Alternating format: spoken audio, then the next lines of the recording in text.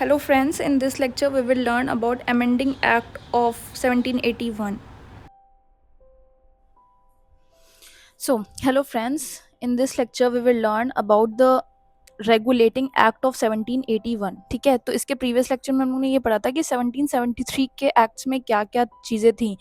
तो उस एक्ट में कुछ ड्रॉबैक्स थे, कुछ ऐसी चीज़ें थी जो कि पहले से डिफाइन नहीं की गई थी, जैसे कि power of governor general of Bengal और governor of Bombay and Madras. इनकी पावर जो थी वो क्लियरली डिफाइन नहीं थी। ठीक है, ये एक ड्रॉबैक था। दूसरी चीज़ की relationship of the authority between the provinces के बीच में जो भी अथॉरिटी का डिफरेंस है, ठीक है, वो क्लियर नहीं था।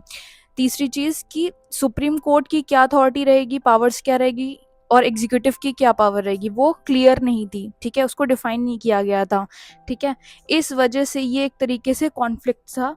इस चीज़ को दूर करने के लिए आता है 1781 में अमेंडिंग एक्ट ऑफ 1781। इसका पर्पस बेसिकली यही था कि जो भी फ्लॉज थे 1773 के एक्ट में, उसको इसमें करेक्ट किया जाए, जिसको हम लोग कहते हैं एक्ट ऑफ सेटलमेंट।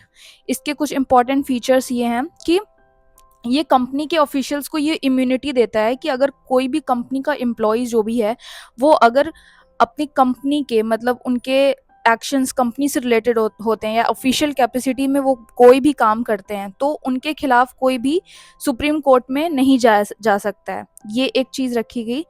दूसरी चीज़, जो सुप्रीम कोर्ट का इस्टेब्लिशमेंट हुआ था, अब इसमें पर्सनल लॉज की भी रिस्पेक्ट होगी, यानी कि जो इंग्लिश लॉज थे, इंग्लिश लॉज ब्रिटिशर्स के ऊपर लागू होंगे। इंग्लिश लॉ के तहत ब्रिटिशर्स को भी जो भी सज़ा दी जाएगी वो इंग्लिश लॉ के तहत दी जाएगी। और जो हिंदू और मुस्लिम्स होंगे, जो इंडियंस होंगे, तो उनके जो पर्सनल लॉज हैं उनकी भी रिस्पेक्ट की जाएगी। हिंदूज़ को पनिशमेंट मिलेगी मनुस्मृति के अकॉर्डिंग, एंड मुस्लिम्स को उनके शरीयत लॉ के अकॉर्डिंग मिलेगी।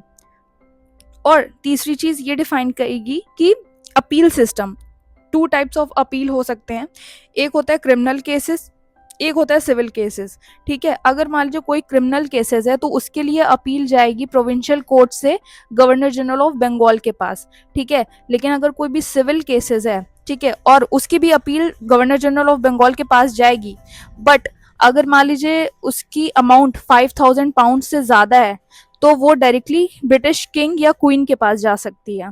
ठीक है, इसमें एक तरीके से ये कर दिया गया कि एग्जीक्यूटिव की पावर को ज़्यादा स्ट्रांग बना दिया गया as compare to supreme court.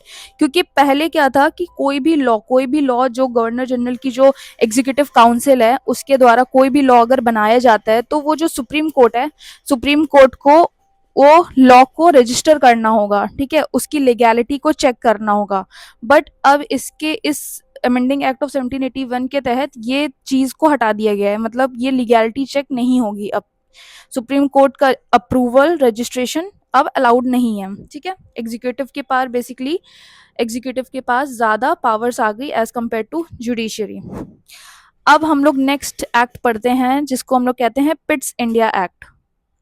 पिट्स India act basically, Pitt's the younger उस टाइम के प्राइम मिनिस्टर थे इंग्लैंड के, इस वजह से इसके नाम पे ये आता है पिट्स इंडिया एक्ट। इसका रीज़न बेसिकली क्या था, क्योंकि English east India company continuous war लड़ रही थी, जैसे second Anglo Mysore war, first Anglo Maratha war, और बहुत सारे पॉलिटिकल एक्सपेंशन हो रहे थे by the east India company.